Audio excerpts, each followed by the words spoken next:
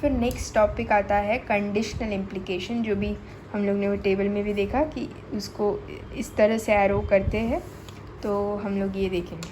तो ये एक टाइप का इम्प्लीकेशन करता है, जैसे ये P इम्प्लाइज Q, उसको वैसे ही रीड करते हैं, it is read as P implies Q। Okay, so it is in the conditional P implies Q, P is called hypothesis and Q is conclusion. Okay, तो हम लोग ये एग्जांपल लेते हैं, the seeds are sown in April, और फिर Q है the flowers blossom in जून।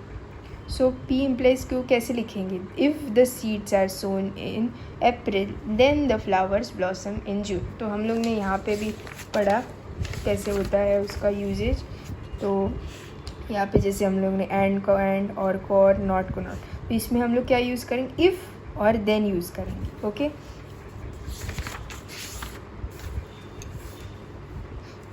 तो ये जो है वो इफ़ आएगा और एक देन आएगा, ये ऐड करना है इस दोनों के ऐड करने के लिए, दोनों स्टेटमेंट को। सो इसमें बताया गया है, thus P implies Q is defined to have the truth value false if P has truth value true and Q has a truth value false. तो इसमें टेबल में क्लियर हो जाएगा ये क्या बोल रहा है। तो जैसे हम लोग ने पहले भी एंड और में देखा ही है कैसा होता है P का, तो P जो है वो ट्रू होता है, फिर फॉल्स होता है, Q है वो ट्रू फॉल्स होता है और ट्रू फॉल्स।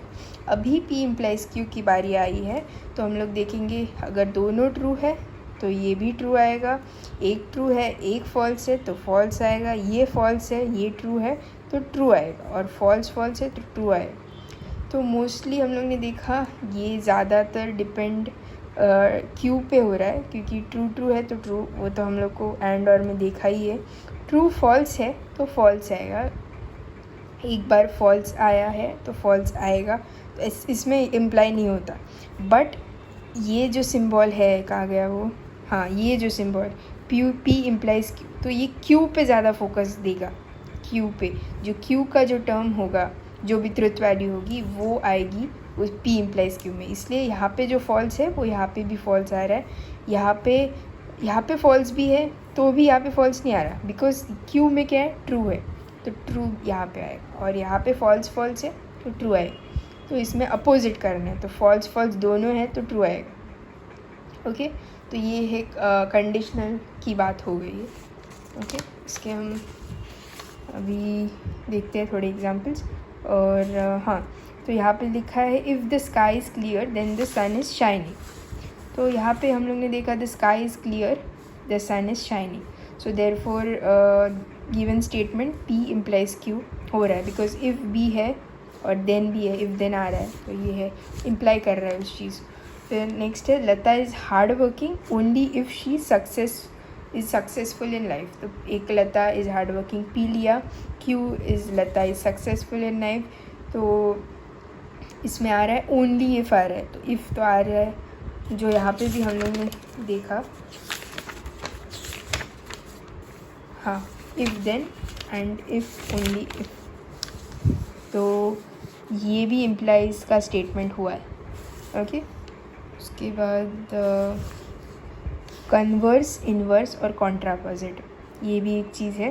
तो ये कन्वर्स कैसे है, P इम्प्लाइज Q, तो अपोजिट करना है Q इम्प्लाइज P, तो ये कन्वर्स करना है, उल्टा करना है आपको। इन्वर्स का भी उसी तरह है, बट इन्वर्स में अब हमें नेगेशन डालना है, वो इन्वर्स का जो है वो होगा। और कॉन्ट्रापोजिटिव क्या है कि हम लोग को दोनों करना है, कन्वर्स करो पहले और फिर नेगेशन भी डालो। तो आप ऐसे याद रख सकते हो, कन्वर्स है जो पूरा उल्टा कर देगा, इन्वर्स है वो नेगेशन डाल देगा उसी इसमें, और कॉन्ट्रापोजिटिव है जो दोनों कन्वर्स और इन्वर्स डालेगा।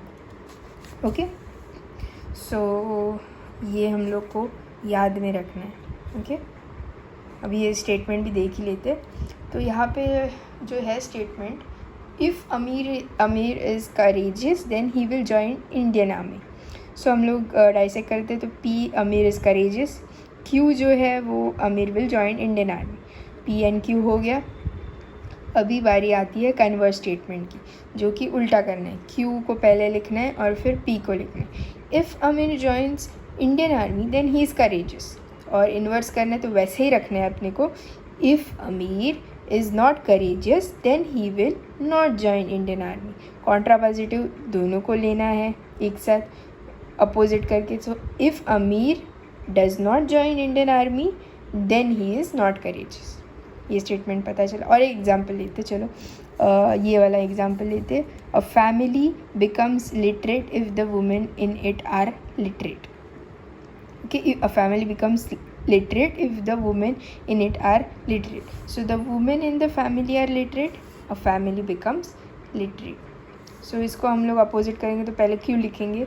a family, if a family becomes literate, if a family becomes literate then the women in it are literate.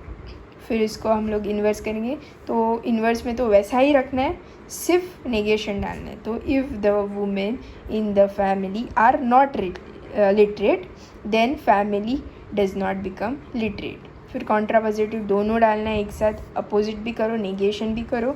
So if a family becomes does not becomes literate then the women in it are not literate. Okay, तो ये था converse, inverse और contrapositive.